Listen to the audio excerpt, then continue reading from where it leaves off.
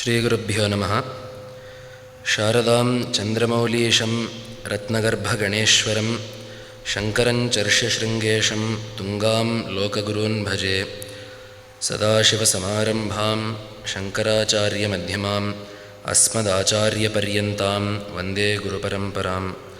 ಶಾಸ್ತ್ರಾಬ್ಧಿಪಾರದೃಶ್ವಾನಂ ಸಂಗಹೀನಂ ತಪೋನಿಧಿಂ ಭಜೆ ಶ್ರೀಭಾರತೀತೀರ್ಥಗುರುಂ ಭದ್ರೌಘದಾಯಕಂ.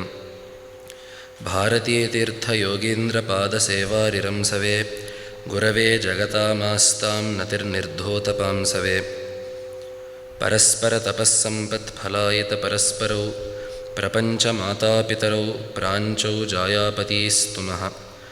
ವೇದಾಂತೇಷು ಯಮಾಹುರೇಕಪುರುಷಂ ವ್ಯಾಪ್ಯಸ್ಥಿತಂ ರೋದಸೀ ಯಸ್ಮಿನ್ನೀಶ್ವರ ಇತ್ಯನನ್ಯವಿಷಯಃ ಶಬ್ದೋ ಯಥಾರ್ಥಾಕ್ಷರಃ ಅಂತರ್ಯಶ್ಚ ಮುಮುಕ್ಷುಭಿರ್ನಿಯಮಿತಪ್ರಾಣಾದಿಭಿರ್ಗಮ್ಯತೆ. ಸಸ್ಥಾಣುಸ್ಥಿರಭಕ್ತಿಯೋಗಸುಲಭೋ ನಿಶ್ರೇಯಸಾಯಾಸ್ತು ವಃ. Offering my Sashtanga Pranamas to the Pada Padmas of the Abhay Jagadgurus. The Shiva Tattva Rahasya, the text of Nilakantha Dikshita elucidating the 108 names of Parameshwara in the form of Sadashiva, has been discussed for 2 days. We will be concluding that discussion today. We have been seeing that the foundation of discussing Ishvara has always been the Shruti, Smriti, Puranas, and we have seen that nearly each name, there has been no name wherein Nilakantha Dikshita has not used these 3 sources to do so, to discuss the intricacies of each name. Today will be no different. We have about 66, 67 till 108 are there. So I am feeling more confident than yesterday that we will be making even better time. So yesterday we had finished with Giridhanva Giripriyaha. So now we have Krttivasas Puraratir Bhagavan Pramathadhipa Mrtyunjaya Sukshmatanu Jagadvyapi Jagadguru. Here the word is Krttivasaha.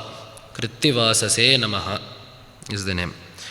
Kritti refers to skin, charma. Vasaha means vasas. Vasas means a cloth, a garment. He who is robed in skin. This is again one Puranic narrative is given here. Yet again our friends, the rishis of the Dwarukavana, who for many names have been trying unsuccessfully to do something to Shiva, whether it be through the mruga that we saw earlier or the snakes. In one more iteration, they have created a tiger out of their abhichara pujas, out of their kshudra pujas. They created a tiger thinking that it will devour Shiva. Obviously it did not.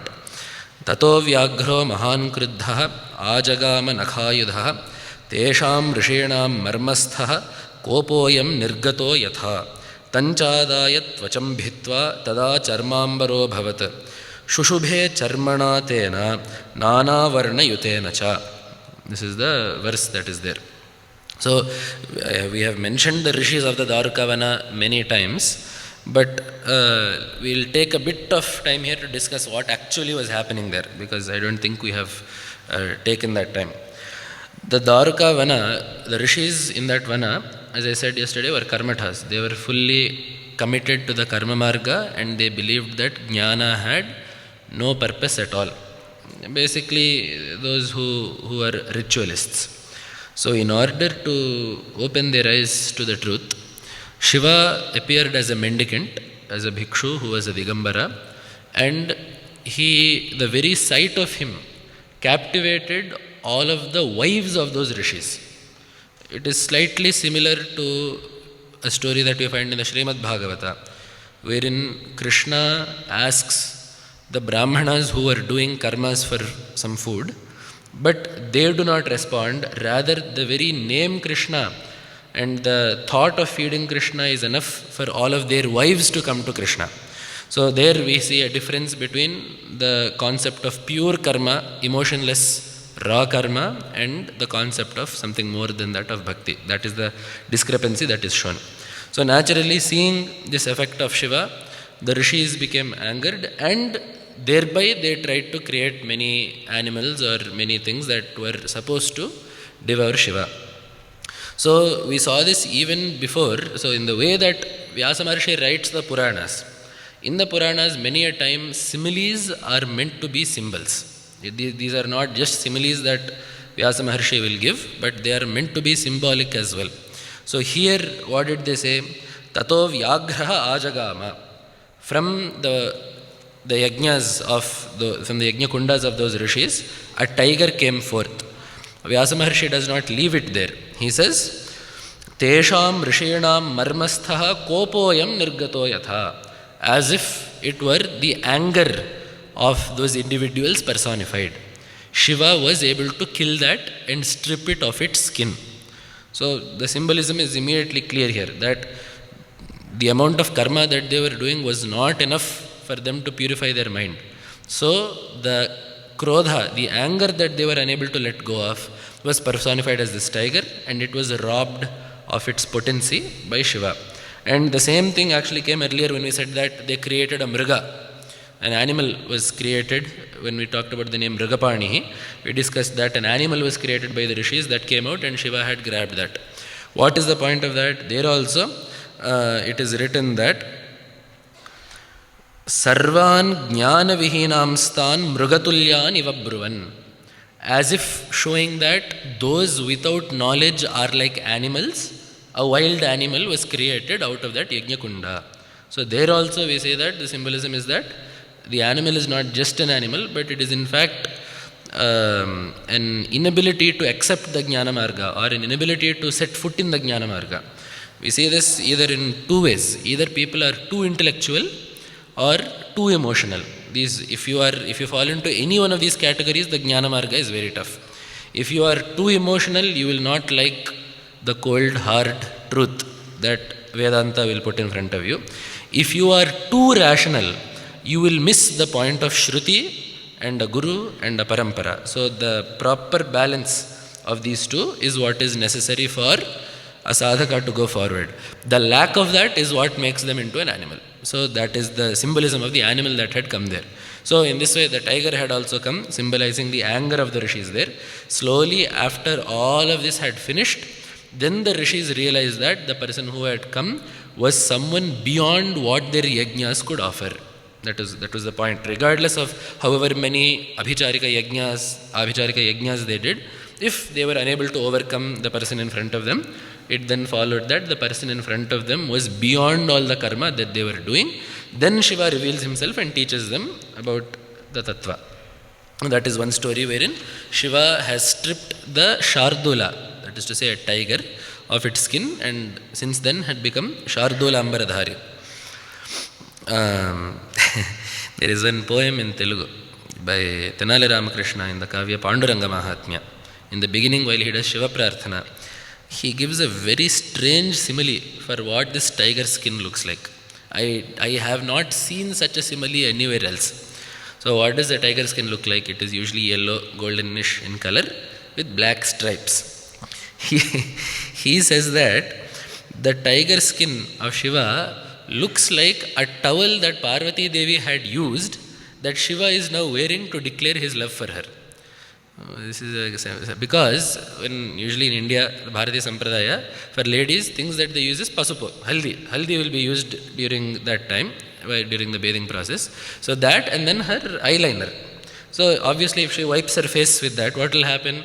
Yellow will come from the pasupu, from the haldi, and the black will come from the eyeliner. So the tiger skin that Shiva is wearing looks like a used towel of Parvati that he is wrapping around himself to show how much affection he has for her. So every time I see this Shardula Charma, that is one poem, one very strange simile that I am reminded of. So that is Shardula Charma. But we also would have seen that Shiva also wears Gaja Charma. That is also there, right? Elephant skin. This comes from Gajasura, from when he killed Gajasura. Gajasura was a Rakshasa who fell upon the city of Kashi, Anandavana, Shiva's most beloved kshetra. It is called Avimukta because even during Pralaya, Shiva never leaves it.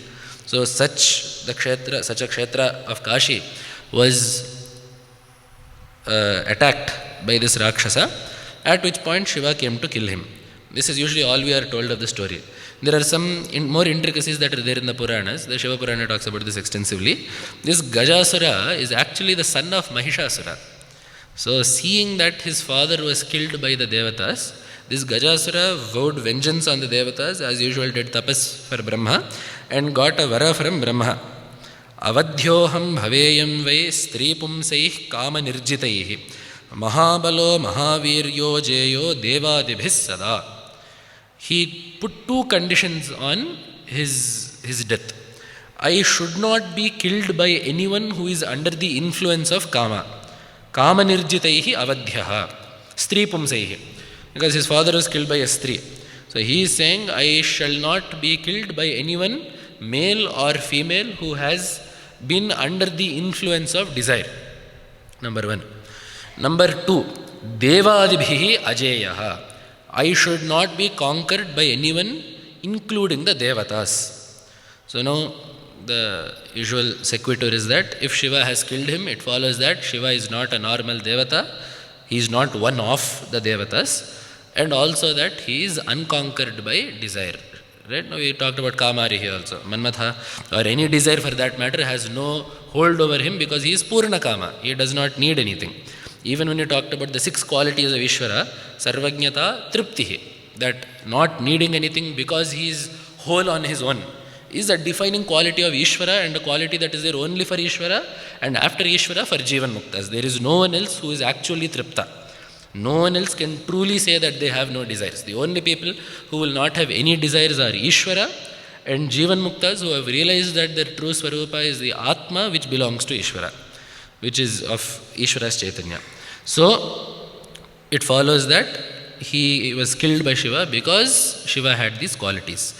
And in the second that he was killed by Shiva, he actually very interestingly says, I know that you are Paramatma, therefore I am asking you a boon.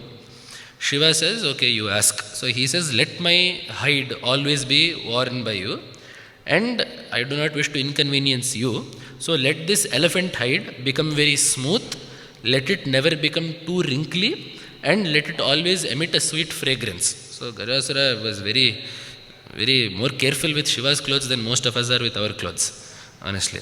So he asked for all of this from Shiva, and then Shiva said okay, and then killed him. That is the story of Gajasura. So this is the 11th Murti from the 12 Murtis of Shiva. Ekadasham Gajarisyat. That is the 11th Murti. And this Krttivasas, this name is also there in the Vedas. Yo Brahma Brahmana Ujjahara Pranaishwara Krttivasa Pinaki. That mantra is there, right? In the Ayushya Sukta we get that. So Praneshwaraha Krttivasaha Pinaki. So Krttivasaha, that name comes there in the Veda. So Krttivasase Namaha is the name. Next is the name Puraratihi. Purarataye Namaha. Aratihi means an enemy. He who is the enemy of the Puras. We discussed this before when we talked about Tripurantakaha, also briefly when we discussed Pinaki. But here we shall discuss it in a bit more detail. The word Pura refers to the body. Even in Gita, Krishna says, Navadvare Pure Dehi, in the body which is a 9-doored citadel, a 9-gated citadel. And in the same way, in the Vishnu Purana, interesting, Nilakanta Dikshita quotes the Vishnu Purana here while talking about Shiva. Purasanye Shariresmin Shayanat Purushaha Harihi. Paramatma is called Purusha because he resides within the Sharira which is called Pura. So Shiva is called Puraratihi because obtaining him means destroying the 3 Puras, the 3 Shariras. The total attainment of Shiva is necessarily predicated upon the fact that you have to give up your Sthula, Sukshma, Karana Shariras. And indeed, basically this is talking about Videha Kaivalya. So when you realize that you are not the 3 bodies, you have attained Jivan Mukti, which is you are liberated while living. While living means while you still have the body. Once the body also falls off, then that is called Videha Kaivalya, wherein you exist as Shuddha Chaitanya, inseparable from Ishvara. So that is told wherein there is a Vedavakya that he has quoted here. bhavagrahya manishakyam bhavabhavakaram shivam kalasargakaram devam ye viduhu te jahustanum. Those people who know this Paramatma, who get jnana of Paramatma, they tanum jahuhu, they relinquish their body, is what the Veda is telling us. So Shiva is called Tripurantaka or Purari not just because he killed those 3 cities, but because the knowledge of him, the knowledge of Shiva, allows us to transcend the 3 bodies, leave them behind and merge with Shiva himself. That is Purarati. The next, Bhagavan, Bhagavate Namaha. The Bhagavan means someone who has Bhaga. Bhaga means fortune. In Sanskrit usually Bhagava means fortune. That is why you have the word Bhagya and etc. Which is why we see this applied for many people. You will see that's why in old English translations also, Bhagavan will be translated as O blessed one or O fortunate one. It is translated like that in many places for this reason. When it applies to Paramatma, it has a particular definition. Bhaga refers to a sextet of qualities. 6 qualities are called Bhaga. Aishwaryasya samagrasya, Viryasya, Yashasaha, Shriyaha, Jnana, Vairagyayoschaiva, Shannam, Bhaga itirana. Aishwarya, Virya, Jnana, Yashas, Shri, Jnana and Vairagya. These 6 qualities as a whole are called Bhaga. And there is one more word in the shloka that applies to all. Samagrasya, Aishwaryasya samagrasya, Viryasya samagrasya, Yashasaha samagrasya, Shriyaha samagrayaha. In all of these qualities, the Visheshana samagra applies. That is to say, in totality, such that there is nothing greater than it. So Aishwarya, lordship. The lordship which is not surpassed by any other lordship is found in Paramatma. Virya, strength that is unsurpassed is found in Paramatma. Yashas, fame that is unsurpassed is found in Paramatma, etc. so on and so forth. So here Nilakantha Dikshita quotes Vedavakyas for all of these 6 qualities to show that Rudra is indeed praised by the Vedas with these 6 qualities. For example, Dhyaya Sarveshwarya Sampanna Sarveshwara Shambhur Akasha Madhye. This is one Vedavakya. So here you get Sarveshwarya Sampannaha. Paramatma has Sarva Aishwarya, that Shambhu has Sarveshwarya. Then Virya, Nate Nava Ojiyaha Rudratvadasti. We had discussed this yesterday. O Rudra, there is no one who is more valorous than you. So Virya has come. Yashas, Nama Shlokyaya Chavasanyaya Cha. Shlokya means someone who is worthy of praise. And what do we mean by someone who is the most worthy of praise? Someone who is the most praised must be praised by the greatest words. The greatest words that we have are those which are Apaurusheya, which are the Vedas. So he who is praised in the Vedas is the highest amongst all shlokyas, all those who are praised. And indeed Paramatma is praised in the Vedas. In this way we have given all the 6 qualities. For example, Shrihi. There he has quoted one mantra, Shriyam Lakshmi Maubala Ambikangam Shashtinjayam Indrasenet Yudahu. Shri, Ambika, these are all names of one Shakti. Paramatma is possessed of that Shakti. In this way he has quoted all the Vedavakyas to show us that these 6 qualities are found in Paramatma. And Veda discusses that Paramatma as Rudra and also ascribes the 6 qualities to his form as Rudra as well. Then there is one more definition that we find in the Puranas of the word Bhagavan. It means someone who knows 6 things. Utpattincha vinashancha bhutanam agatim gatim vetti vidyam avidyancha savachyo bhagavaniti. Someone who knows when each entity, bhutanam does not just mean a living being, it means any entity. Any entity that has come into existence is a bhuta. So any entity, when it should come into being and when it should dissolve back into its source. Someone who knows both of these. Bhutanam agatim gatim. One who knows when living beings should be born and when they should die. Vetti vidyam avidyancha. He is clear in what is jnana and what is ajnana. Someone who knows all 6 of these in a comprehensive manner is called Bhagavan. So Paramatma too is therefore called Bhagavan. Bhagavate Namaha. That name is also there. Then Pramathadhipa. Pramathadhipa means Pramathadhipaya Namaha. One who is the master of all the Pramathas, as we probably have heard many times.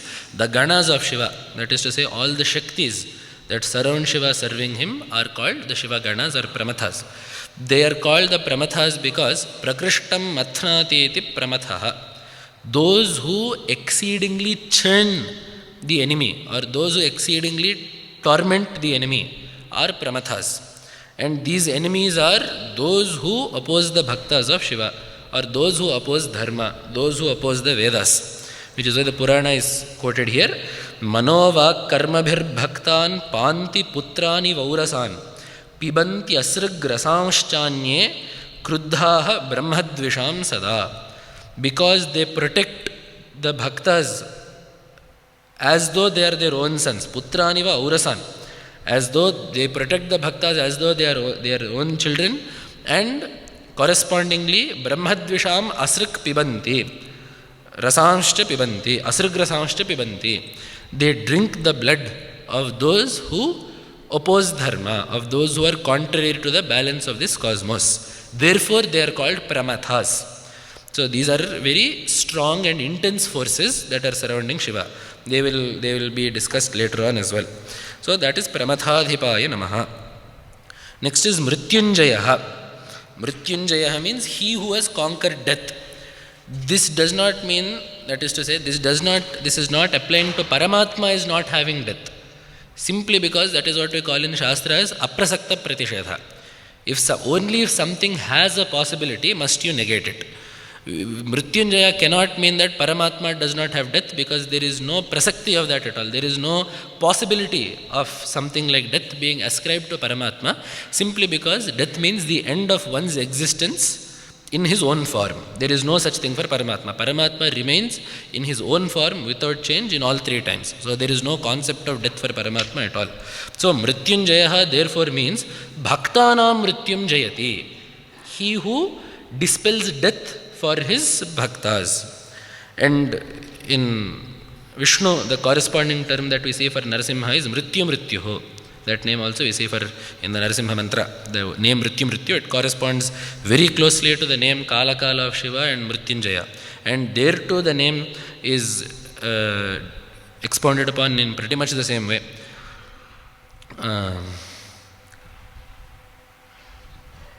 Sakshat Svakale Sampraptam Mrityum Shatrugananvitam Bhaktanam Nashayedyastu Mrityu Mrityum Namamyaham. He dispels death for his devotees regardless of what route it may come in. Here we have to take 1 second to discuss what this means. Because clearly Paramatma cannot stop people from dying. That is not possible. Even Markandeya got a very long Ayush. It does not mean that he is without death.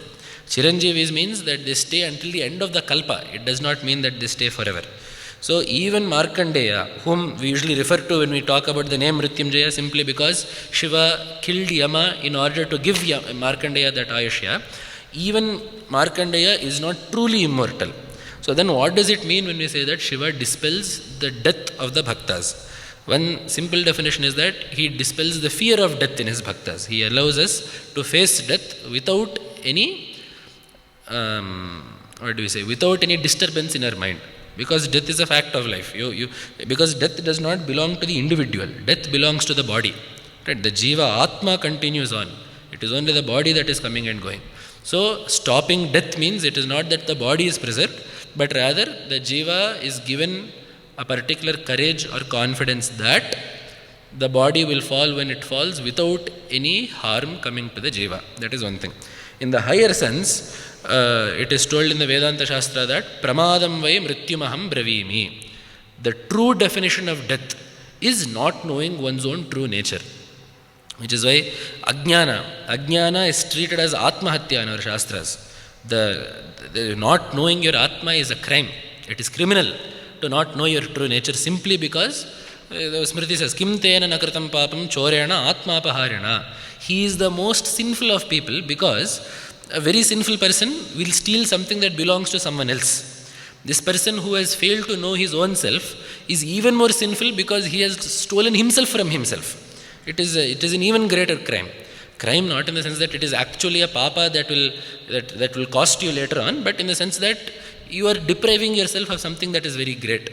Right? So the Ekecha Atmahano Janaha, even in the Ishavasya Upanishad, Ekecha Atmahano Janaha, those people who kill themselves, This is not referring to suicide, it is referring to ajnanis. And which is why even in other Upanishads, mrityosya mrityamapnoti yaiha naneva pashyati. Those who see Dvaita, those who cling to Dvaita, those who think that Dvaita alone is supreme and real, they go from death to death to death, is what the Upanishad is telling us. They keep dying. Punah punarapadyate. They keep dying and dying again. Simply because the concept of death is tied to ajnana. You can only die if you have ajnana. The requisite for dying is having ajnana. So, if you wish to truly not die, you must get jnana, by which you will not obtain association with a body, through which you will never be born again, through which you will never die. Because if you are born, the requirement is that you have to die. If a body has come, it must go. So, Shiva is Mrtyunjaya as that Paramatma who gives his bhaktas the proper jnana, allowing them to transcend the true form of death, which is ignorance, and thereby attain their true nature of immortality. So that is the name Mrtyunjaya.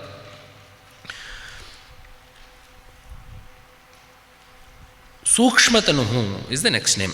This Mrtyunjaya name is not exactly told in the Vedas, but there is a slight mantra that alludes to this. Yasya chhayamritam yo mrityuh kasmai devaya havisha vidhema. There is a Veda mantra that uses the word mrityu. That does come in the Vedas. It more or less means the same thing. The next name, Mrtyunjaya namaha, then Sukshmatanave namaha. One, tanuhu is body. Sukshma means one whose body is very subtle. What do we mean by a subtle body? It means that it is not available for perception by the indriyas. The eye, the ear, the skin, charma, chakshus, shrotra, ghrana, these are all incapable of grasping his true form. That is why he is called Sukshmatanuhu, one whose form is very subtle. So then we immediately get the doubt. So many people, we are all going to the temple every day and we are clearly seeing the Shivalinga in front of us, the Murti is being seen. Or many great jnanis and yogis since the beginning of time have been worshipping Paramatma in this particular form. Paramatma has appeared to them. So they are also seeing Paramatma with their own eyes. So then what do we mean when we say that Paramatma's form is not perceptible to the eyes? Because we are seeing the Archa Murtis every day. Yogis have gotten the Sakshatkara of Paramatma. They have seen Paramatma stand in front of them and they have walked with Paramatma. So then what does it mean? What the yogis have seen and what we are also seeing is not the true form of Paramatma. It is a form of Paramatma, it is not the true form of Paramatma. This is, if you remember the name Kavachi yesterday, we are seeing the Kavacha, we are not seeing the person inside the Kavacha. So the form that the yogis saw or the Murti that we are looking at in the temple is not Shiva's actual Murti. In the sense that that is not his true nature. It is a form that he has assumed so that we can see something. Something is always better than nothing. So because we cannot all see his true nature, he has assumed a form that is visible. That is why we use the word Sakshatkara. What does the word Sakshat mean? He has made himself available to the Aksha. That is the meaning, the Sanskrit derivation of the word Sakshatkara means Sakshat karoti, Akshnaha purataha karoti, Sakshat karoti is the definition of that.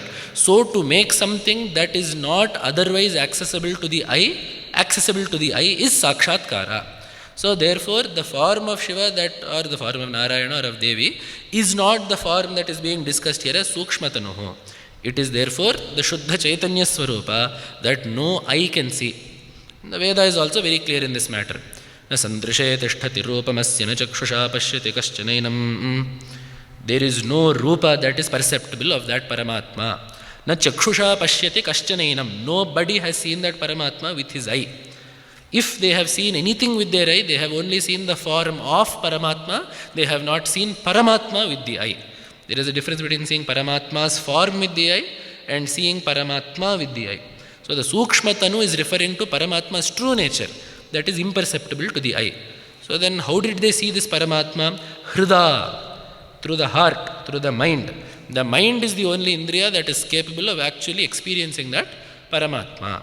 So it is Sukshmatanuhu means the Bahya indriyas are unable to grasp Paramatma, but a properly conditioned mind will become capable of getting that Akhandakara Vritti, as it is called in the Shastras, that state of mind wherein you have realized the unity of the Jiva and Paramatma.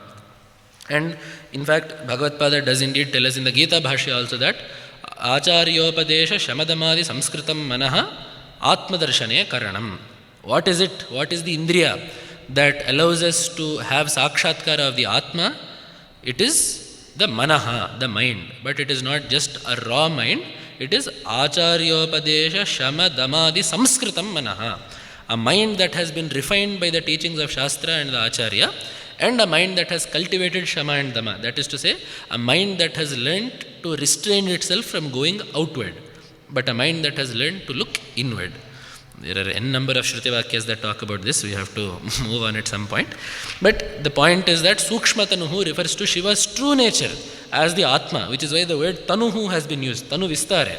Tanoti means to expand. So the Atma is also called that because Atanoti, iti Atma. That which expands and permeates this entire universe is that Atma, Paramatma, Shuddha Chaitanya. Here the word Tanuhu also means the same thing. For us it is called the Tanu because as we eat, the body expands. As you eat, it grows, which is why our physical body is also called the Tanu. But here when used in the sense of Paramatma's true nature, it is even more apt, as Paramatma's true nature is that Shuddha Chaitanya which permeates the entire cosmos. That is Sukshmatanave Namaha. Then Jagadvyapi, Jagadvyapine Namaha, he who permeates the entire universe. We have more or less covered this just now, so we will move forward there. Jagadguru, Jagadgurave Namaha. This is one more name that is there. The word Guru means that which is heavy, that which is large. So he who is larger, greater, heavier than anything else in the Jagat is the Jagadguru. Jagatopi Guru. Here the Jagat is taken in Panchami. He who is heavier than even the Jagat, or he who is more important than even the Jagat. More important in the sense that the Jagat will only give you limited satisfaction. The knowledge of Paramatma, unity with Paramatma, union with Paramatma will give you permanent satisfaction. So therefore, he is even more important than the Jagat. This is one meaning. The word Guru also means elder. So he who precedes the Jagat. He who precedes the Jagat as its creator. He existed before the Jagat. This is one more meaning. Then, of course, the meaning that we all probably thought as soon as we heard this name is that he who is the primordial teacher. Any vidya, any knowledge that is passed down in this cosmos has to have necessarily originated from Paramatma at some point of time. Which is why Asya Mahato Bhutasya Nishwasitam Yadeta Drigvedo Yajurveda Samaveda Atharvangirasaha. The breath of Paramatma is said to be the Vedas because the Vedas are Paramatma's natural knowledge, just as breath is the Vayu inside our body that our body without any extra effort expresses outside. It is expelled outside without any noticeable effort. In the same way, the natural jnana that Paramatma has about the reality of the cosmos when expressed effortlessly is the Vedas. That is why the Vedas are likened to the breath of Paramatma. And it is also that they are not manufactured per se. Just as we do not take care to shape our breath. Breath is naturally occurring. In the same way, Paramatma has not sat down and written the Vedas per se, but they naturally express themselves from Paramatma. The knowledge of Paramatma expresses itself, which is why he is called Ishanas Sarva Vidyanam. All Vidyas stem from him. And indeed, this same Vedavakya is referenced elsewhere in the Puranas. Ashtadashanam etasam vidyanam bhinnavartmanam adikarta kavis sakshat shulapaniriti shrutihi. The Purana is stating that, the Veda states that, the Purana says that, the Veda says this, iti shrutihi. The Shruti is said that Ashtadashanam etasam vidyanam. For the 18 Vidyas. What are the 18 Vidyas? The 6 Vedangas, the 4 Vedas. These form 10. Angani Vedas Chatvaraha Mimamsa Nyaya Vistaraha Dharma Shastram Puranancha. These are the 18 Vidyas. Add to these the Upavedas and you get, that is Artha Veda, Dhanarveda, Gandharva Veda, etc. And you get 18 Vidyas. For all of these 18 Vidyas, Adikarta, the person who first wrote these down and propagated these Vidyas, as well as Kavihi, someone who knows them thoroughly. The person who propagated them and thoroughly knows them is Shulapanihi, Paramatma. Thus states the Shrutihi, Shulapaniriti Shrutihi. So all Vidyas are traced back to Paramatma. Then we also have one more Veda Vakya, Yo Brahmanam Vidadhati Purvam, Yo Vai Vedanscha Prahinoti Tasmai.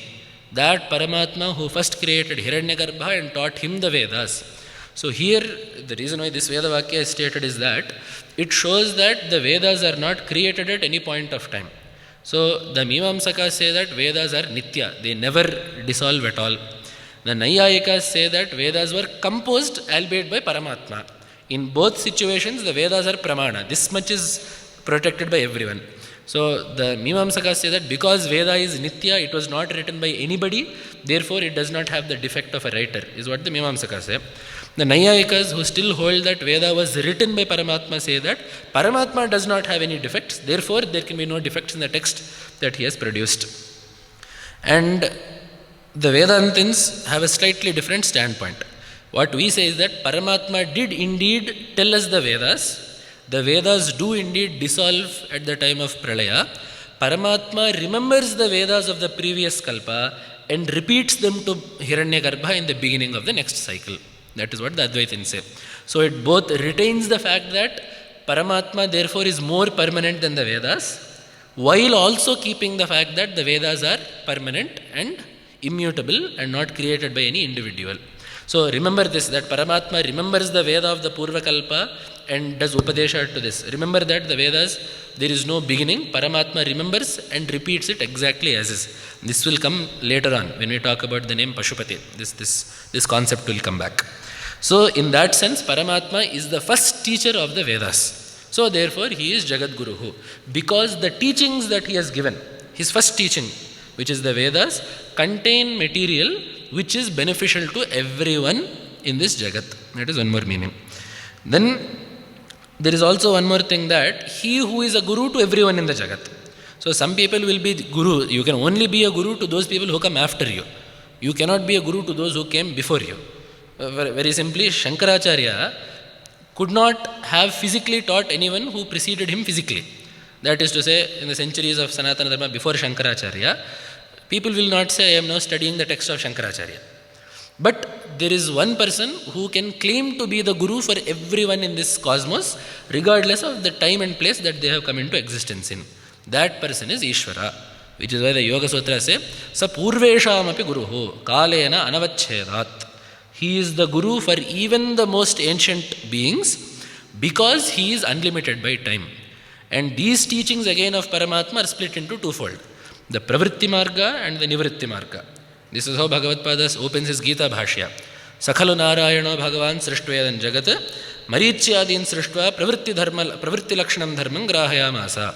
Paramatma, in the beginning, he created this entire Jagat, and the class of beings like the Prajapatis were taught the dharmas relating to action, because the Prajapatis had to go on further complicating the Srishti and taking it forward. So he taught them the Pravritti dharmas of how to act and how to take action forward, how to act properly. Then later on, Sanakadin Srishtva Nivritti Lakshanam Dharmam Grahayamasa. Later on, he then created beings like Sanaka, Sanandana, Sanatkumara, these jnanis, and to them he imparted the dharmas of Nivritti. That is to say, how to retract from the workings of the world and focus yourself on Atma Jnana. So both these streams of thought, in terms of how to interact with the world and how to withdraw from the world, both of these stem from Paramatma. Therefore, he is Jagadguru. And this is one more meaning that we have. And of course, of the 25 Murtis of the Maheshwara Vyuha, this is referring to the Dakshinamurti form, which is the 24th of the 25 Murtis. Dakshinamurti Rupantu Chaturvimshat Prakirtitam. It is the 24th Murti. And this form of Dakshinamurti is of particular regard, especially in the Dakshinamnaya Sringeri Sharada Pita, as of the Jagadgurus do many mantras, they do upasana of many mantras every day, but there are some mantras that form the heart of the upasana that is done, that have been part of, a very important part of the tradition of this Pita. Those three are Shri Vidya, Medha Dakshinamurti and the Narasimha Mantra Raja. So the Medha Dakshinamurti mantra is a mantra that has been passed down from Jagadguru to Jagadguru since time immemorial. So Bhagavad Pada himself being Dakshinamurti, and then of course the entire parampara getting the Dakshinamurti mantra since then. is a testament to the fact that Dakshinamurti is very important. And indeed, Sureshwaracharya has composed an entire Vyakhyana, the Manasollasa Vyakhya for Dakshinamurti Stotra. And if we look at the form of that Dakshinamurti, Sphatika Rajata Varnam, Mauktike Makshamalam, Amrita Kalasha Vidya Jnanamudrah Karagreihi Karabjaihi Dadhatam Uraga Kaksham Chandrachodam Trinetram Vidhrita Vividha Bhusham Dakshinamurti Mide. This is the form of that Medha Dakshinamurti. And indeed, for those of you, many people will of course want Upadesha of this mantra. You need someone to give you that Upadesha. For those who do not have Upadesha, Bhagavatpada has given us a nice stotra, Dakshinamurti Varnamala stotra, wherein the mantra of Dakshinamurti has been embedded in the stotra such that those who do Parayana of that stotra will get the fruit of having done japa of the Dakshinamurti mantra. So those of you who are interested can look into that. So the form of Dakshinamurti here is Sphatika Rajata Varnam. He is as white and lustrous as pure crystal.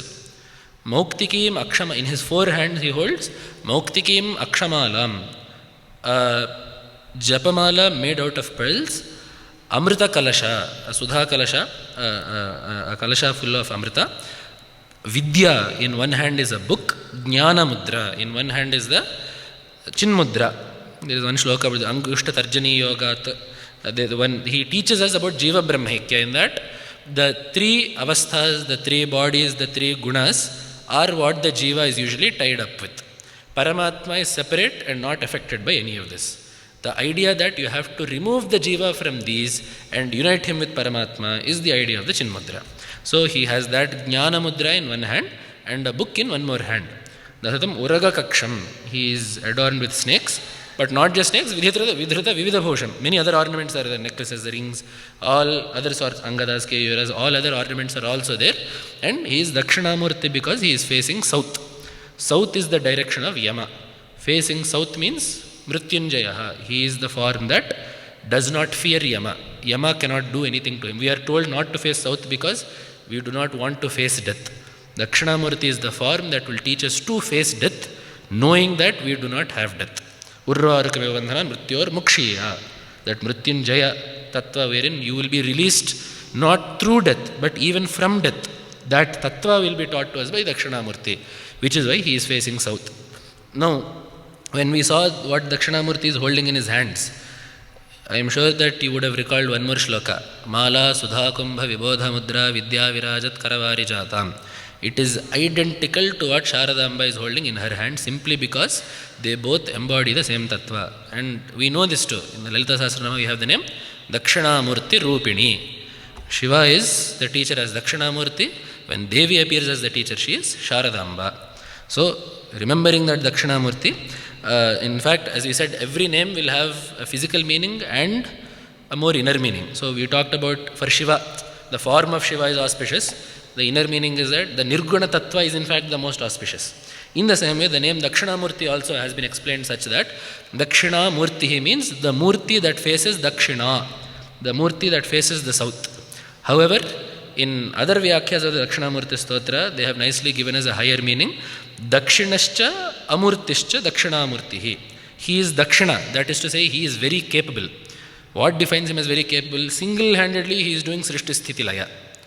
So then, is that his true form? No. He is Amurtihi. He is devoid of any true physical, corporeal form. His true nature is Shuddha Chaitanya. So Dakshina is basically the Tatastha Lakshana, which is defining him as Ishvara. Amurtihi is the Swarupa Lakshana, which is defining him as Brahman.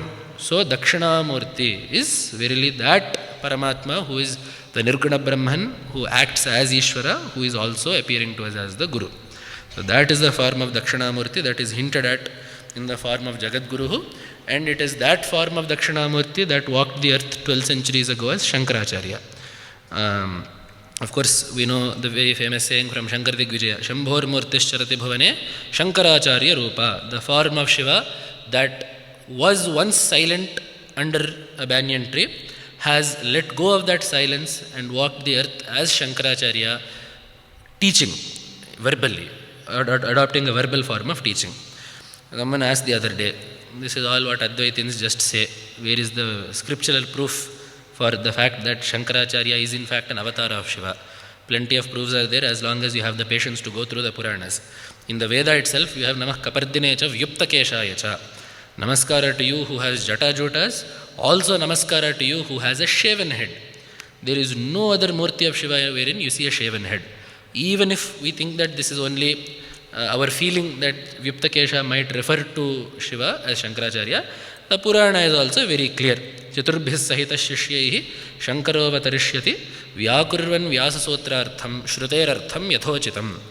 Shankara himself will incarnate with 4 Shishyas. His job is to Vyakurvan Vyasasotrartham. His job is to commentate properly upon the meaning of the sutras penned by Vyasa Maharshi, the Brahma Sutras, and Shruterartham, and the Vakyas of Veda. Then again some people will come, they will tell some Maniman this and that something else happened.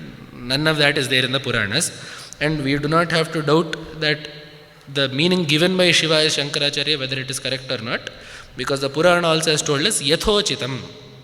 Shruterartham Vyasasotrartham Yathochitam Vyakurvan.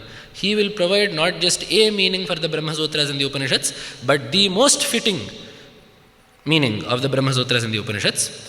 And in case we still doubted what Yathochitam meant, the Purana goes on to say, Shruterartham Yathochitam Shruter Nyaya Saevarthaha. That is the next line in the Purana.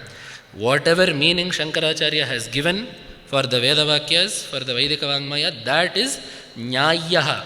Nyaya Danapetam. It is the most logical, sensible, proper interpretation of the Upanishads. It is the meaning of the Upanishads. It is not an interpretation of the Upanishads. That is why Shrutehe Arthaha. It is not a Vyakhyana. Shrutehe Arthaha Saeva. That is the meaning of the Veda Vakyas. So Bhagavatpada did not give a perspective on the Upanishads. Bhagavatpada did not give an interpretation of the Upanishads. Bhagavatpada gave the meaning of the Upanishads. There is a difference in the way that we approach that. The Veda Vakyas and the Puranas too tell us that Bhagavatpada gave us the meaning of the Upanishads, not an fanciful, imagined interpretation of the Upanishads. So let us be very clear about that as well. That is the name that we see as Jagadguru. That is why the term Jagadguru is very much an adornment for Bhagavatpada and of course the parampara that flows from him to this day. And that is Jagadguru. The next name, Vyomakesho Mahasenajanaka Charuvikrama Rudro Bhutapati Sthanu Ahirbudhnya Digambaraha. These are all very nice names. Forget about the meanings, even the sound of the names is also very nice. Vyomakesha. Here there are 2 meanings. One whose keshas are the sky, one whose hair is the sky. This is one thing. The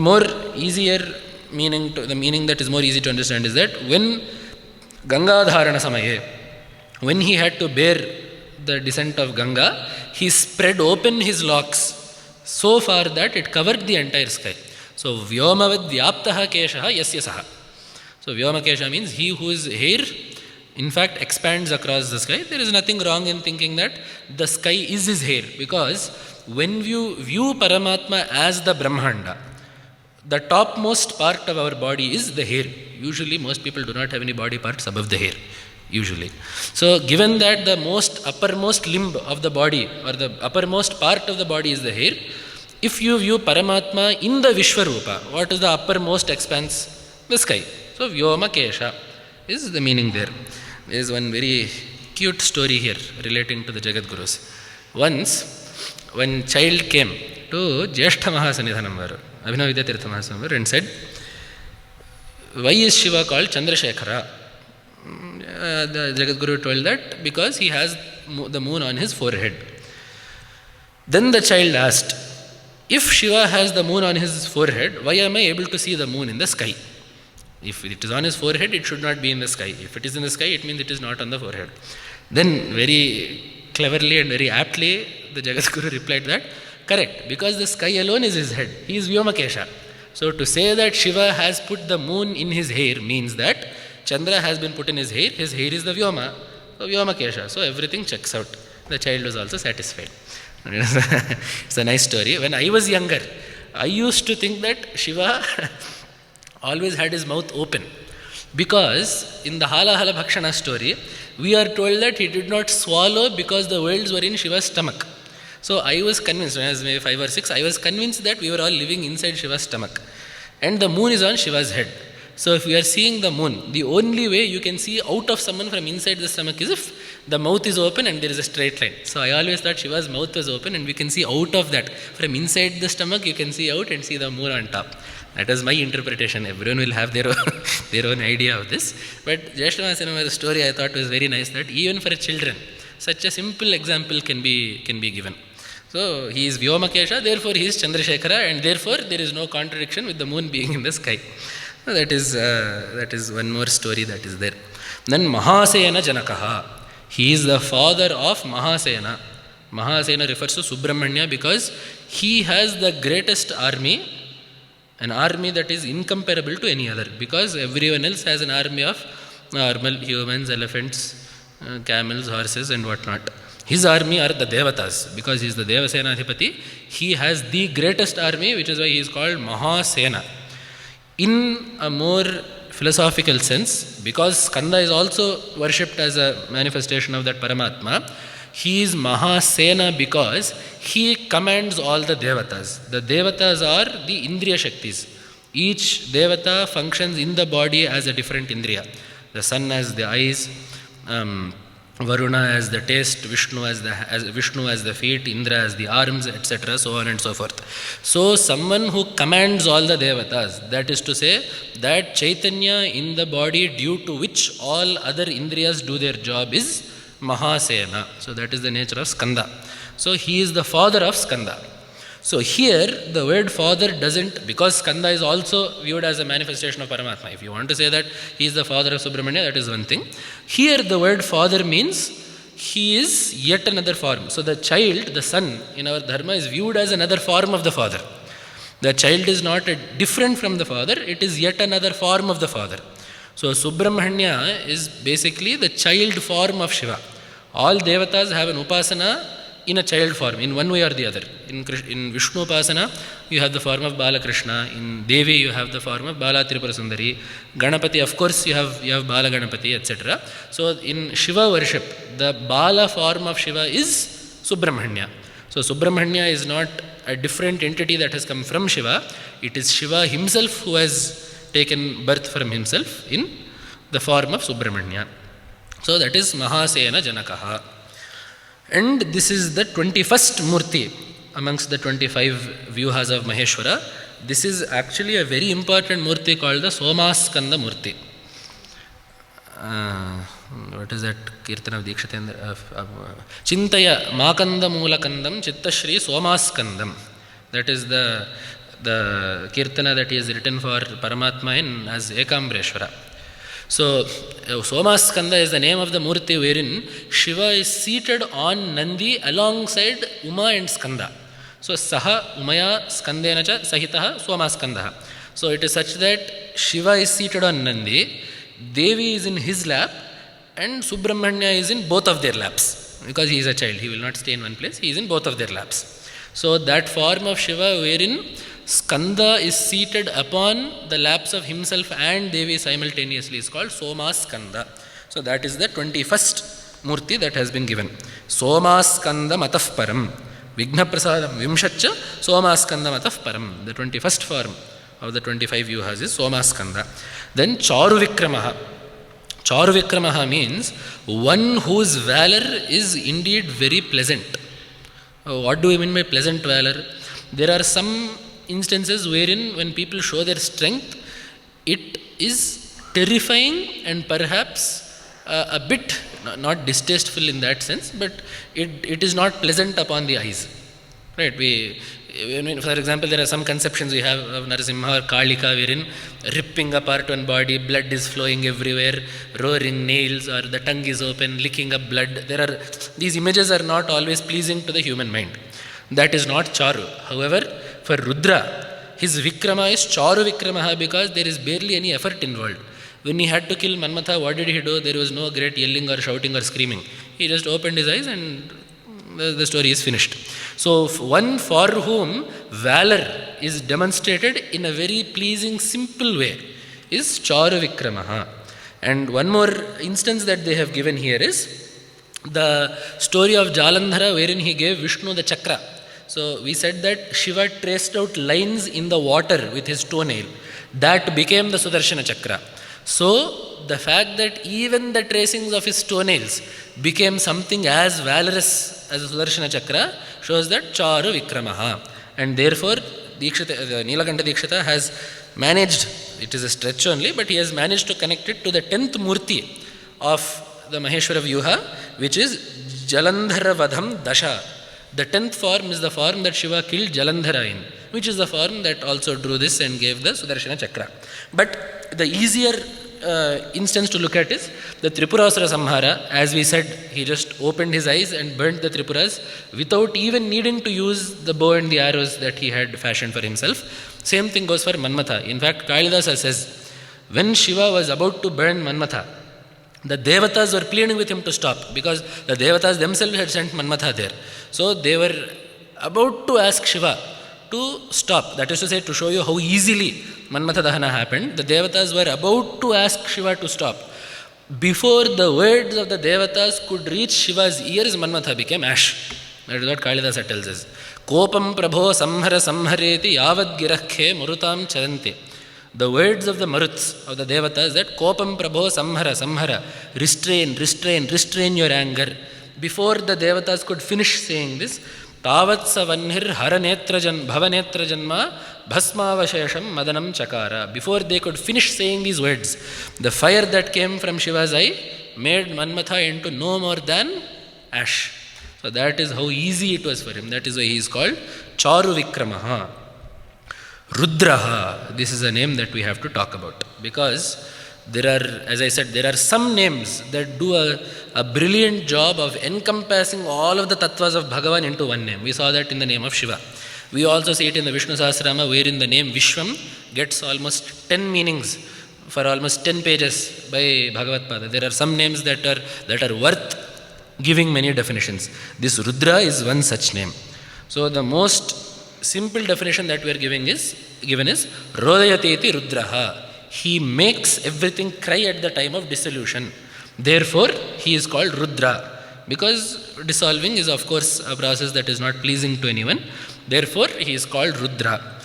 One more meaning is that he takes the form of pranas within all beings. Pranavai Rudraha.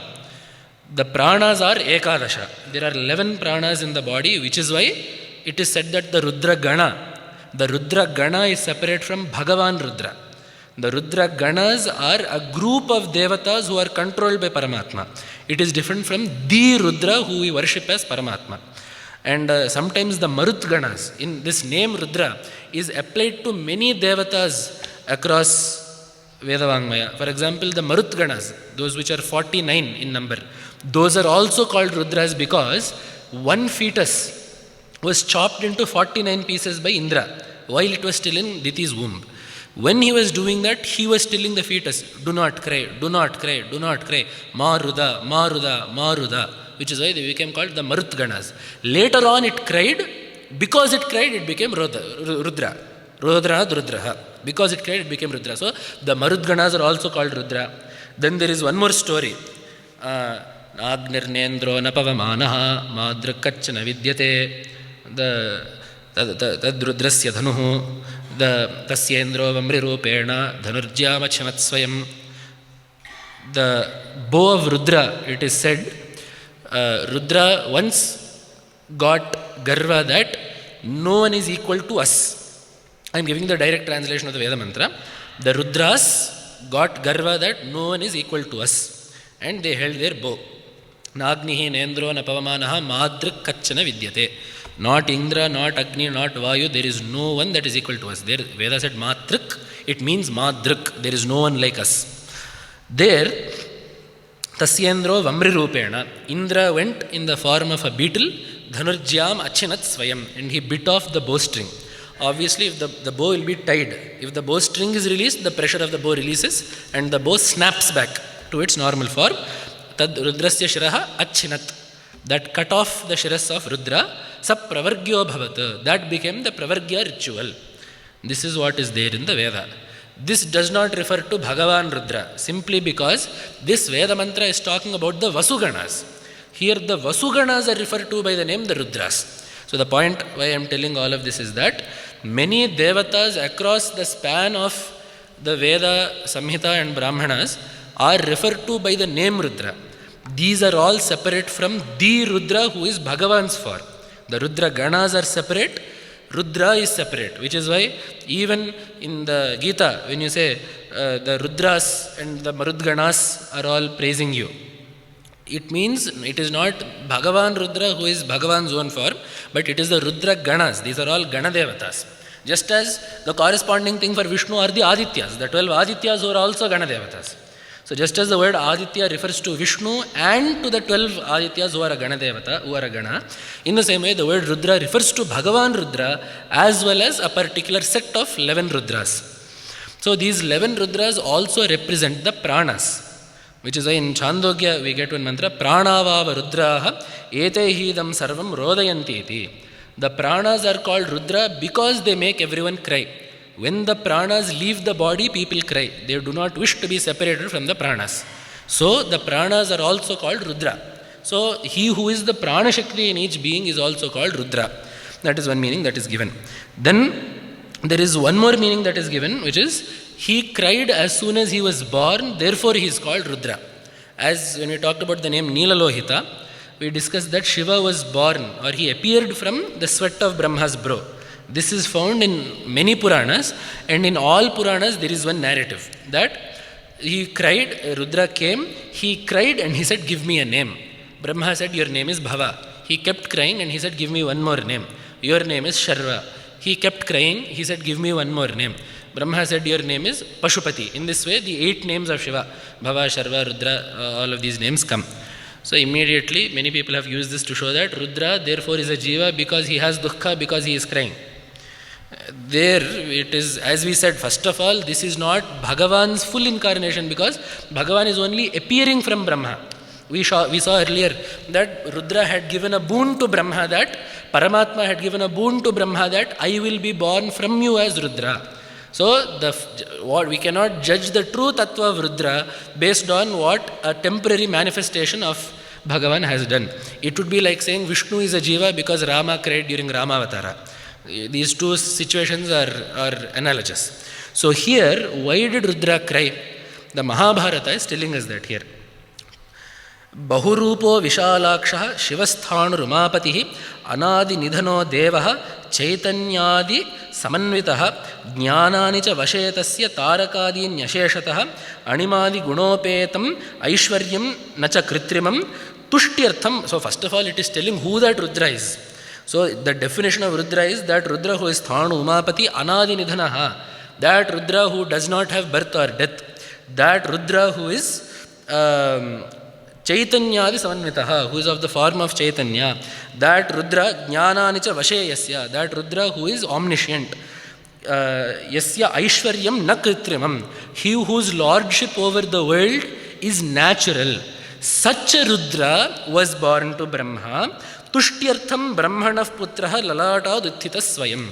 In order to please Brahma, such a Rudra who is without beginning and end, whose jnana is immeasurable, whose lordship over the world is also natural, such a Rudra to please Brahma was born from his forehead, is telling us Mahabharata.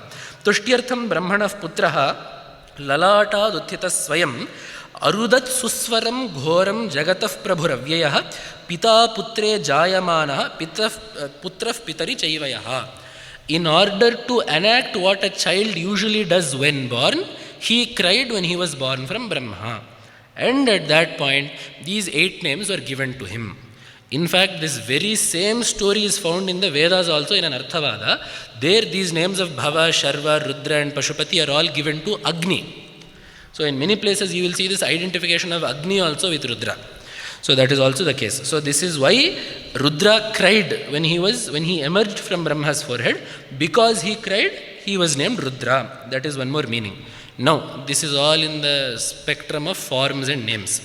Now, if we go to the higher meaning, here we get a shloka that is there in the Shiva Purana and the Linga Purana that Bhagavatpada himself quotes when commentating upon the name Rudra in the Vishnu Sahasranama as well. Ruddukham dukha heturva tad dravayati yaf prabhu Rudra ityuchyate tasmat shivaf parama karanam. That Parama Shiva, who is Paramakarana, the primordial cause of this Jagat, is called Rudra because Rud Dukkham. The word Rut refers to crying and therefore to sorrow. Dukkha Heturva, it is not just sorrow but the cause of sorrow as well, which is Ajnana. So Ajnana and all sorrow that is born of Ajnana is represented by the word Rut. Tadravayati, he liquefies it, he melts it away. Because Rujam Dravayati, Rudam Dravayati, not Rujam, Rujam will come later, Rudam Dravayati, iti Rudraha. Because he makes all sorrows and the cause of all sorrows, which is ignorance, melt away, he is called Rudra. So that Paramatma who gives us jnana and releases us from samsara, basically that Paramatma that gives moksha is called Rudra, which is why we can now appreciate why the Namaka starts with Namaste Rudramanyava Utota Ishave Namaha. Namaste to you, Rudra. The name Rudra is the most apt name for Bhagavan because as Layakarta, his job is to make everything go away at the time of Laya, and in his role as Ishvara, as the commander of the three worlds, he is capable of giving moksha. So that ability to give moksha, release us from dukkha and perform Laya of the entire Jagat. This much meaning is contained in the name Rudra. Then there is one more meaning that is given, Rujam Dravayati iti Rudraha. We'll see that later.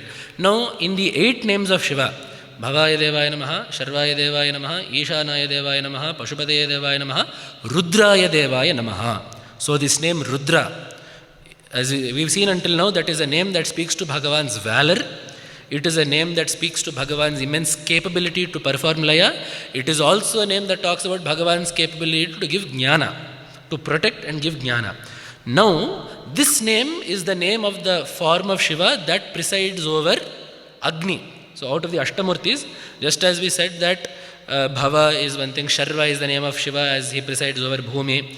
Then in this way, we talked about many other such names.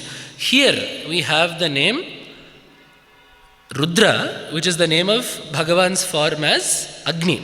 Because what is Agni's nature? It torments. Agni burns. So because it torments and causes suffering, it is called Rudra. One more meaning is there that they have given, that hunger, when we are hungry, what happens immediately? The Jatara Agni, the fire of our stomach immediately burns us and causes some displeasure such that our body is reminded to eat. So Agni also has that nature of causing pain such that we take the appropriate steps so we can remain healthy. The fire of our stomach has that unique quality wherein it will cause us pain to remind us to be healthy. So that is a very apt form of Rudra, wherein sometimes he will cause us pain to put us into the right path. So that aspect of Rudra is seen in Agni, which is why the form of Bhagavan that appears as fire is called Rudraha. There is one more paksha, so in the Shiva Purana it is there, Bahir Antar Jagadvishwam Prapya Tejomayi Shubha Raudri Rudrabhidha Murtihi Asthita Ghora Rupini. So the Tejomayi, Tejas, Agni, the form of Bhagavan as Agni is Rudra. There is one more paksha wherein the form of Rudra in Surya is also called Rudra. The form of Bhagavan in Surya is also called Rudra. Earlier we saw that the name Nilalohita applied to Bhagavan as Surya, Rudra in Surya. The same thing is applied here, wherein in the Linga Purana it is told, Suryatma Bhagavan Devaha Sarva Deva Vibhotidaha Rudra Ityachyate Devaihi Bhagavan Bhukti Mukti Daha. So this is also there, and therefore when Bhagavan is viewed as Rudra, as Surya, then we get one more derivation which is Rujam Dravayati iti Rudraha. Ruj means sickness. So someone who removes sickness is Rudra. Therefore it is apt to call him as Surya because Surya is Arogya Pradata. Arogyam Bhaskaradichet. So because as Surya he removes our illnesses, the name of Rudra that stays in the Surya Mandala is also called Rudra, which is why we see in so many places in the Shri Rudra, in the Rudra Prashna, that Bhagavan is discussed as Rudra within the sun. We have already discussed that in Nilalohita. And there, in fact, Vidyaranya Mahaswami gives us a dhyana shloka of Surya within the Surya Bimba, of Rudra within the Surya Bimba. Mandalantaragatam Hiranmayam bhrajamana vapusham shuchismitam chandadidhiti makhanda vigraham chintayen muni sahasra sevitam. This is the form of Rudra within the Surya Mandala, Mandalantaragatam, within the orb of the sun, Mandalantaragatam Hiranmayam, golden in color, that is the Lohita part that we talked about. Bhrajamana vapusham shuchismitam, with a pleasant smile, Chandadidhitim, with very fierce rays, Akhanda Vigraham Chintayan Muni Sahasra Sevitam. It is that Rudra that is worshipped in the Sandhyas as the Savitru Devata. So that is one more meaning that we have. So that is Rudra. We do not have to say separately that this is a name that Veda uses very frequently. In fact, it is probably the name of choice that Veda has when talking about Paramatma is Shiva. So then we have the next name, Bhutapati. These Bhutas, as we said, are forces of nature. He controls all of them, therefore he is called Bhutapati. There are many ways that he controls them. In fact, Shiva himself tells, Madanyena nashakyam tan nihantum bhutajam bhayam. Nobody other than me is capable of controlling the forces of nature such that it does not cause calamities to the world at large. Therefore, tatrasthoham prajas sarvaf palayami dine dine manni yogad bhuta sanghaha nachagnanti iha kaschana. So the fact that the forces of nature do not cross their limits and cause an untimely dissolution is solely attributed to the fact that Shiva is keeping them in control. And a sign of that is Tamstu Lokan Hitarthaya Smashane Ramayamyaham. These intense forces are controlled by me within the Smashana. That is what Rudra tells. And here in the Sampradaya, this word Ramayamyaham means I control them by delighting them, by dancing for them.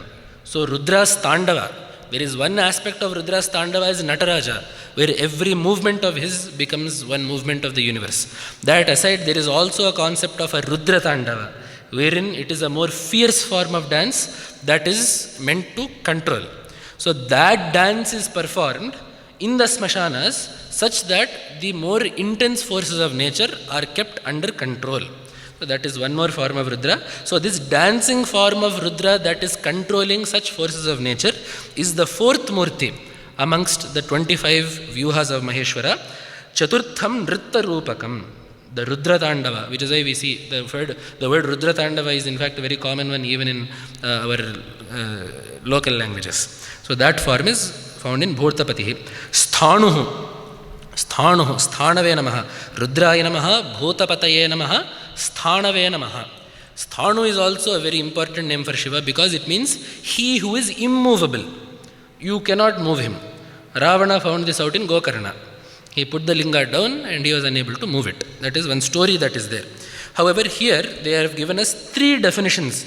In the Mahabharata, three definitions are given to us for the name Sthanu. Dahatyurdhvam sthito yaccha Sthanuvat tat sthitanchayat sthiralinganchayan nityam tasmat sthanuriti smritaha. This is the definition of the name Sthanu that is given in Dronaparva. When he had to burn the three Puras, he had to wait for the three cities to become aligned. While he was waiting, he stood without moving as an archer does. What does an archer do? He sets his gaze on the target, he keeps his bow and arrow ready and he waits without moving. So Shiva, when he waited for the three cities to align, stood without moving, therefore he is called as Rudra. It is where in the Purana, Atishtat sthanubhutassan sahasram parivatsaran yada trini sametani antarikshe purani vai. He stood without moving for 1,000 years, waiting for those three cities to come into one line such that one arrow could finish all of them. So because he stood without moving then as an archer does, he is called Sthanu. Then one more meaning is Sthanuvat tat sthitam jayat. He stands like a tree. This is also there. Vriksha iva stabdho divitishtat ekas tenedam purnam purushena sarvam. Just as a tree stands rooted and immovable, he stands like that such that nobody can move him because there is nowhere for him to move to. Where will you move the space to? You cannot move space simply because there is nowhere else for space to go to. So too Rudra is immovable because he pervades everything. There is nowhere else for him to go. That is the second one. The third one is Sthira Lingam cha Yannityam. He appears as the Agni Linga, which does not have a bottom and a top and therefore is immovable. To move something, you either have to hold it by the top or the bottom to move it. The Agnilinga is a form that demonstrates that Paramatma is beginningless and endless. And therefore, that linga is also immovable. Namostu sthani bhutaya. This is a shloka that is told for that Jyotirlinga. That is, in fact, a very potent shloka. Namostu sthanu bhutaya Jyotirlingamritatmane Chaturmurti Vapuschaya Bhasitangaya Shambhave. This is one of the dhyana shlokas that is stored for that Jyotirlinga. So, that person who appears as that Jyotirlinga also is Sthanu. So, that is the meaning of the name Sthanu. Sthanave Namaha. Then Ahirbudhnya. This is a name that many people are confused about, because it is a name that is shown in different ways in different Ashtottara Shatanamavalis. Some will show it as Ahirbudhnyaya Namaha, some will show it as Ahebudhnyaya Namaha, some will show it as Ahayebudhnyaya Namaha.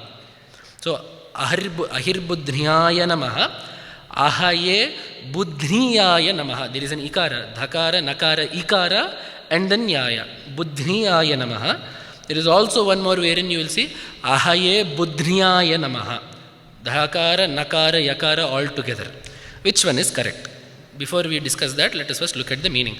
These are two words. That much everyone agrees. Ahi and Budhnya are two separate words. The word Ahi means a snake. Budhna, Dhakara and Nakara. Budhna means a base. So the Amarkosha also tells us, Moolam Bradhnongri Namacha. Moolam Angri Budhnaha. These all mean the base of something. So a snake that is the base is Ahihi Budhnaha. That is to say, Adishesha, who stands in Patala supporting this entire world upon his hoods. When the Purana tells us things like this, these are all symbolic. We must keep that in mind. The Purana, because lots of people have gotten this question that, if you read religious texts without knowing science, this is what many people say. If you read religious texts without knowing science, the world view that you get is not the reality of the world. Unless you know science later on and you try to impose that science onto the religious texts, you cannot show that religious texts have scientific truth. This is actually very much a fact. I am not even going to debate this or contradict this simply because it is true. If your model is, I have a religious text that says this about the world, this is contradictory to what is there in science, therefore I will reinterpret the religious text based on science, then yes, in such a situation, we can indeed say that, yes, you are retroactively imposing scientific concepts on religious texts where no such concept is there. This may be applicable to those people who have only one book and that book is taken literally. It does not apply to a living academic tradition like that of Sanatana Dharma. Simply because we have never felt that the world is to be ignored when interpreting scripture. Part of our scripture, the interpretation of scripture has always depended on the natural world, which is why there are parts of Veda that are dismissed as Arthavada simply because they do not reflect the reality of the world around us.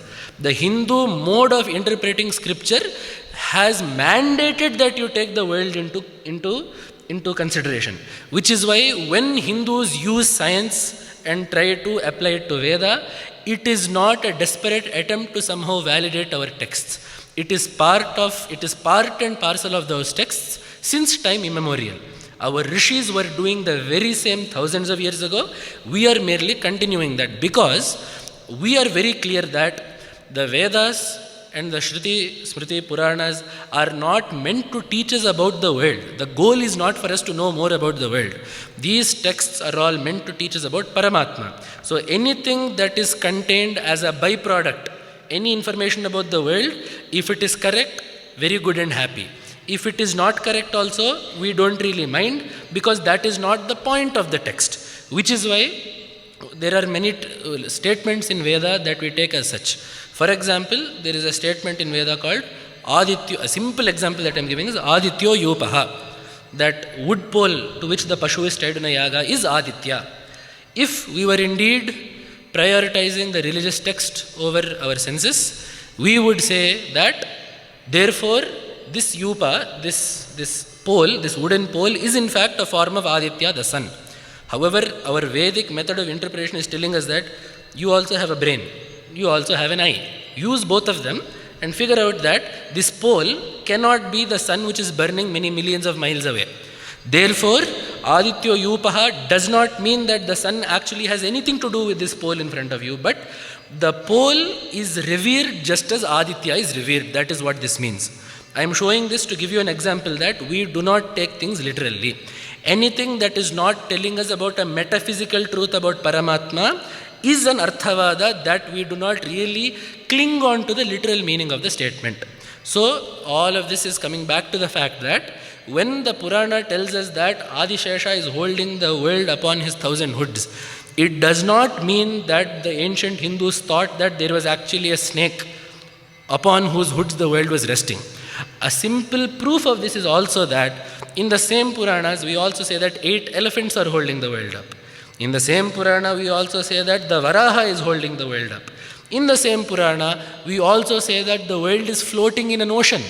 So anyone with a brain will know that if 10 different interpretations, all mutually contradictory, are given to one story, it means that we were not taking these literally.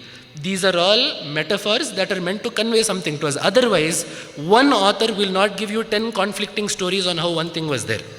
This will only be that is to, if we accept that whoever wrote the Puranas had some amount of intelligence, the only logical conclusion is that they were not they were not interested in the particulars of that story. That is to say, if we say it is not a python but a cobra that is holding the world, we were not interested in all of that because we did not think that there is a snake sitting there. The snake is a means of talking about a particular force that is supporting the earth in space. The same goes for the 8 elephants, the same goes for Adivaraha, the same goes for Adikurma. All of these are what are called literary tropes. These are all literary tropes that are meant to convey a higher philosophical meaning to us. There is no more to it than that. So, all of this came because Ahirbudhnya means Adishesha, who is the support of the Jagat. These are not things that we have taken literally. However, for the sake of poetry, we have freely used this. For example, one poet has said that it is our great fortune that snakes do not have ears. Why? What is the connection here? He has said, thankfully snakes do not have ears, therefore Adishesha does not have ears. Because if by mistake Brahma had put ears on Adishesha, having heard the Ramayana, he surely would have shaken his head in appreciation and the earth would have rolled off. So it is because Adishesha does not have ears that he has not heard Ramayana. Because he has not heard Ramayana, he has not appreciated how sweet it is. Because he has not appreciated, he has not shaken his head, and therefore the globe is safe and sound upon his hoods. So this is all very nice for poetry. This does not mean that we have actually believed this. So keeping this in mind, Adishesha is a conception of a force that supports this earth as a snake. That is Ahirbudhnya. Adishesha is not separate from Rudra. As you remember, when you talked about Vishnu, when you take Vishnu as Paramatma, the Sankarshana Vyuha of Vishnu acts as Rudra to perform Laya. It is the same Sankarshana aspect of Vishnu that appears as Adishesha. So therefore, Sankarshana equals Adishesha, Sankarshana equals Rudra. Therefore, by the transitive property, Adishesha equals Rudra. That is the conclusion that we have drawn. And the Purana also faithfully states this. He has quoted Vishnu Purana here that Patalanam adhaschaste Vishnorya tamasitanuhu. It is the tamaswarupa Vishnu because tamas is needed for laya.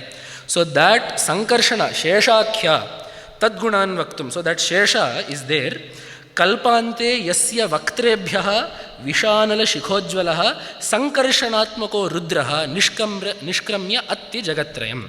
Vishnu is situated as Adishesha, as Sankarshana in Patala.